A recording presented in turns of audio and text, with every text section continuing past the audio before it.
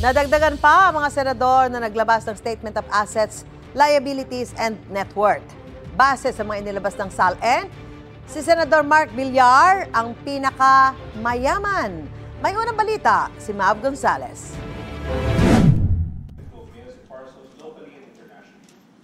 Batay sa inilabas niyang Statement of Assets, Liabilities and Net Worth o SALN, mahigit 1.26 billion pesos ang idineklarang net worth ni Senador Mark Villar. Kabilang sa kanyang assets ang mahigit 349 million pesos na mga bahay, condominium units at lupa. Wala siyang idineklarang liabilities.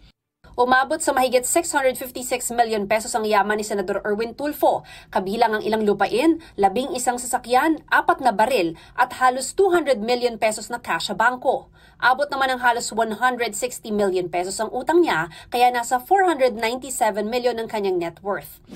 Si Senate Majority Leader Mig Zubiri naman, abot mahigit 631 million pesos ang halaga ng yaman. Kabilang sa idineklara niya ang 18 lupain, iba't ibang sasakyan at shares na lampas 500 million pesos ang halaga. Mahigit 200 million pesos naman ang utang niya, kaya lampas 431 million pesos ang kanyang net worth. Si neophyte Senator na si Camille Villar nagdeklara naman ng assets na mahigit 362 million pesos. Pinakamalaki rito ang mahigit 214 million pesos na other personal properties, pero hindi nakasaad kung ano-ano ang mga ito. Nakasaad din sa kanyang SALN ang interes sa ilang kumpanya ng kanyang pamilya. Wala siyang idineklarang liabilities.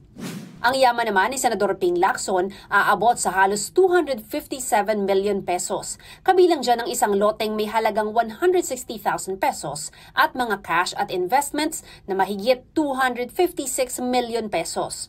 Halos 12 million pesos naman ang utang niya, kaya abot sa halos 245 million pesos ang kanyang net worth. Ang yaman naman ni Senador Jinggoy Estrada abot sa 252 million pesos. Nasa kalahati nito ay iba't ibang bahay at condominium unit, habang halos 100 million pesos ang investments.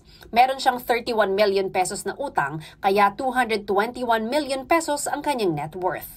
Si Senador Lito Lapid naman, merong mahigit 294 million pesos na halaga ng yaman, pero hindi nakalista kung ano-ano ang mga ari-ariang ito. Meron siyang mahigit 92 million pesos na utang, kaya nasa mahigit 202 million pesos ang kanyang net worth. Si Senador JV Ejercito, mahigit 179 million pesos ang idineklarang yaman. Kabilang dyan ay mga bahay, sasakyan at ang shares niya sa Buildworth Development Corporation. May utang siyang halos 42 million pesos, kaya mahigit 137 million pesos ang net worth. Si Senador Pia Cayetano naman, umabot sa mahigit 151 million pesos ang assets. Wala siyang idineklarang real property, pero may cash, stocks at iba pang investments at incorporator siya ng 13 kumpanya at 3 foundation. Shareholder din siya ng isang country club at isang golf club. Meron siyang halos 23 million pesos na utang, kaya abot sa mahigit 128 million pesos ang net worth. Si Senador Bam Aquino, mahigit 86 million pesos ang yaman. Nakaramihan ay real properties, cash at investments. Wala siyang liabilities, kaya yan din ang halaga ng kanyang net worth. Ang yaman naman ni Senador Loren Legarda ay mahigit 100 million pesos. Pinakamalaki niyang asset ang isang condominium unit na lampas 28 million pesos ang halaga. May mahigit 21 million pesos siyang utang, kaya nasa halos 80 million pesos ang kanyang net worth. Si Senador Rodante Marcoleta, mahigit 80 million pesos ang idineklarang kabuoang halaga ng ari-arian. Kabilang dito ang bayat lupa, kondo, mga sasakyan, bank deposit at investments. Mahigit 28 million pesos ang halaga ng kanyang liabilities, kaya halos 52 million pesos ang kanyang net worth. Umabot naman ang yaman ni Senador Joel Villanueva sa mahigit 72 million pesos. Kabilang sa yaman niya ang 19 na real property. Isa rito ay idineklarang donasyon, kaya walang binayaran.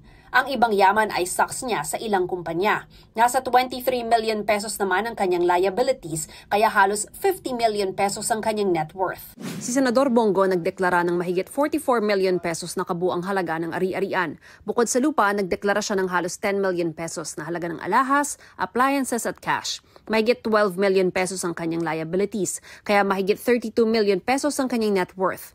Ang idineklarang yaman naman ni Senador Cheese Escudero ay nasa mahigit 18 million pesos. Kabilang dyan ang 5 lote na minana niyang lahat kaya walang halagang nakasaad. Wala siyang utang kaya mahigit 18 million pesos din ang net worth. Nauna na naglabas ng kanilang salin sina Senate President Tito Soto, Senador Raffy Tulfo, Risa Ontiveros, Win Gatchalian, Kiko Pangilinan at Robin Padilla. Wala pang inilalabas na salin sina Senate Minority Leader Alan Peter Cayetano, Senador Bato de la Rosa at Amy Marcos. Ito ang unang balita. Mav Gonzalez para sa GMA Integrated News. Gusto mo bang mauna sa mga balita? Mag-subscribe na sa GMA Integrated News sa YouTube at tumutok sa unang balita.